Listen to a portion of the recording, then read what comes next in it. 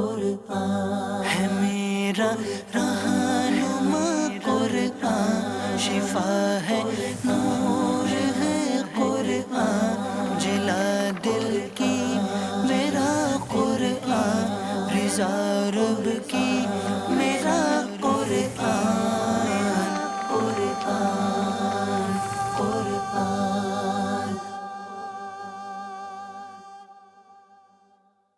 الحمدللہ رب العالمین والصلاة والسلام علی سید المرسلین، اما بعد فاعوذ باللہ من الشیطان الرجیم، بسم اللہ الرحمن الرحیم۔ الصلاة والسلام علیک یا رسول اللہ وعلی آلک واصحابک یا حبیب اللہ، الصلاة والسلام علیک یا نبی اللہ وعلی آلک واصحابک یا نور اللہ۔ میٹھے میٹھے اسلامی بھائیوں اور مدنی چینل کے ناظرین، سلسلہ ہے ایک قصہ ہے قرآن سے۔ قرآن ہے میرا رہنما قرآن، شفا ہے نور ہے قرآن، جلا دل کی میرا قرآن، رضا رب کی میرا قرآن، قرآن قرآن۔ آج کون سے قصے کی بات کرنی ہے؟ آپ نے جنت کے بارے میں تو بہت کچھ سنا ہوگا، لیکن شاید بہت سارے مدنی چینل کے ناظرین کو یہ معلوم نہیں ہوگا کہ اس دنیا میں بھی ایک جنت بنانے کی کوشش کی گئی تھی۔ جی ہاں، یہ قرآن کا واقعہ ہے اور بات ہوگی شداد کی جنت کی۔ یہ تو ویسے آپ قوم عاد کی آندھی کے عنوان میں جب ہم نے یہ سلسلہ بیان کیا تھا، یاد رہے کہ قوم عاد کا موری سے اعلیٰ عاد بن اوس بن ارم بن سام بن نو ہے۔ اس عاد کے بیٹوں میں شداد بھی ہے۔ یہ بڑی شان و شوکت کا بادشاہ ہوا ہے۔ اس نے اپنے وقت میں تمام بادشاہوں کو اپنے جھنڈے کے نیچے جمع کر کے سب کو اپنا مطیع اور فرما بردار بنا لیا۔ اس نے پیغمبروں کی زبان سے جنت کا جب ذکر سنا تو اس نے سوچا کہ دنیا ہی میں جنت بنا لیتے ہیں۔ اس ارادے سے اس نے ایک بہت بڑا شہر بنایا جس کے محل سونے چاندی کی اینٹوں کے بنائے اور اس کے اندر زبرجد اور یاقوت کے ستون بنائے۔ ان کی عمارتوں میں موتیوں کے ستون، ہیروں کے ستون نصب کیے گئے اور ایسے ہی فرش مکانوں میں بنائے گئے۔ سنگریزوں کی جگہ یعنی کنکروں کی جگہ جو ہے وہ آبدار موتی بچھائے گئے۔ ہر محل کے گرد جواہرات سے پر نہریں جاری کی گئیں۔ قسم قسم کے درخت زینت اور سائے کے لیے لگائے گئے۔ الغز اس سرکش نے اپنے خیال سے جنت کی تمام چیزیں اور ہر قسم کے عیش و عشرت کا سامان جو تھا اس شہر پہ بنا لیا۔ جب یہ شہر مکمل ہو گیا، ذرا سنیے گا اللہ کی قدرت کا کیسا نظارہ ہے۔ جب یہ عالی شان پتہ نہیں کیا کچھ اس نے اس میں نہیں بنایا، اور اس کے نزدیک یہ جنت تھی، ہر چیز اس دنیا کی موجود تھی، مگر جب یہ شہر مکمل ہوا تو شداد بادشاہ اپنے سلطنت کے لوگوں کے ساتھ جب اس طرف روانہ ہوا، جب اس جنت اور اس کے درمیان ایک منزل کا فاصلہ باقی رہ گیا تو آسمان سے ایک ہولناک آواز آئی جس سے اللہ تعالیٰ نے شداد اور اس کے تمام ساتھیوں کو ہلاک کر دیا اور وہ اپنی بنائی ہوئی جنت کو دیکھ بھی نہ سکا۔ حضرت امیر معاویہ رضی اللہ تعالیٰ عنہ کے دور حکومت میں حضرت عبداللہ بن کلابہ اپنے گمشدہ اونٹ کی تلاش میں چلے تھے اور تلاش کرتے کرتے صحرائے عدن سے جب گزرے تو اس شہر میں پہنچ گئے اور تمام زینتوں اور آسائشوں کو دیکھا، مگر دیکھا یہاں تو کوئی رہنے والا ہی نہیں ہے اور بسنے والا انسان ہی کوئی نہیں ہے۔ یہ تھوڑے سے جواہرات وہاں سے لے کر چلے آئے۔ جب یہ خبر حضرت امیر معاویہ رضی اللہ تعالیٰ عنہ کو معلوم ہوئی تو انہوں نے عبداللہ بن کلابہ کو بلا کر پورا حال دریافت کیا۔ انہوں نے جو کچھ دیکھا تھا سب کچھ بیان کر دیا۔ پھر حضرت امیر معاویہ رضی اللہ تعالیٰ عنہ نے حضرت کعب الاحبار رضی اللہ تعالیٰ عنہ کو بلوایا اور ان سے دریافت کیا کہ کیا دنیا میں کوئی ایسا شہر بھی ہے؟ تو انہوں نے فرمایا ہاں، اس کا ذکر قرآن مجید میں آیا ہے۔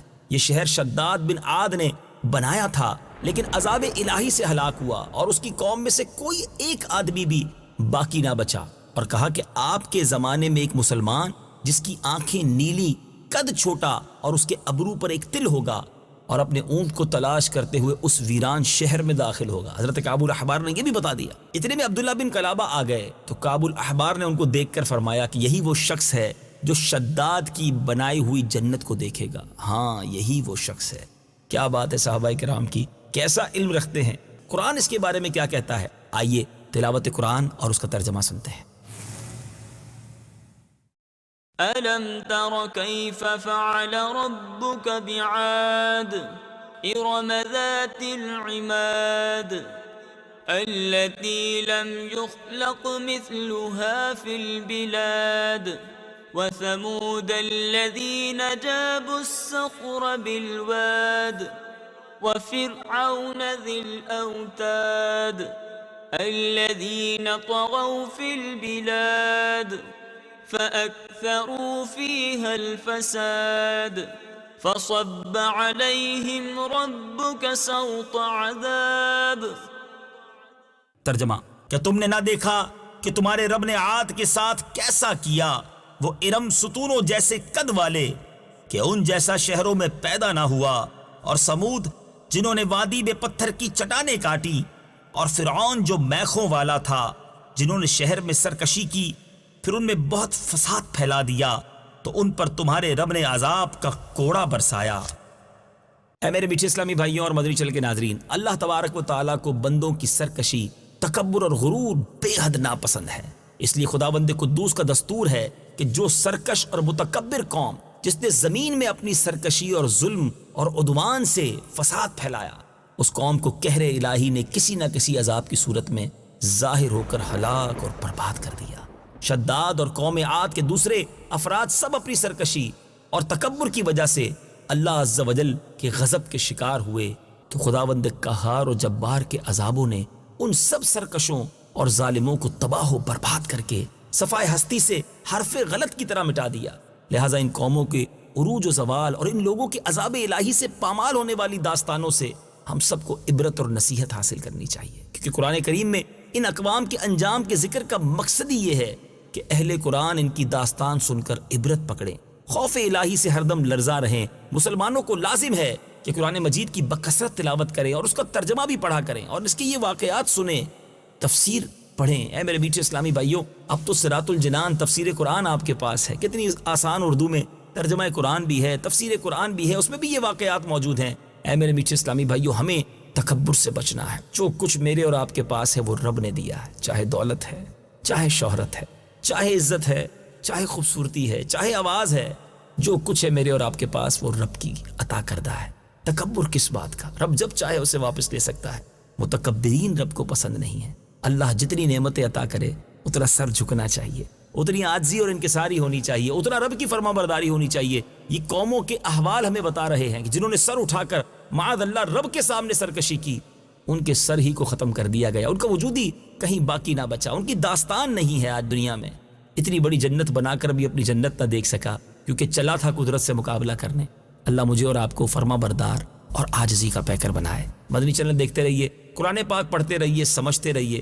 انشاءاللہ فیضان قرآن سے ہم سب کے دل بھی منور ہوں گے. اللہ کریم مجھے اور آپ کو قرآن پاک سے سچی محبت عطا فرمائے.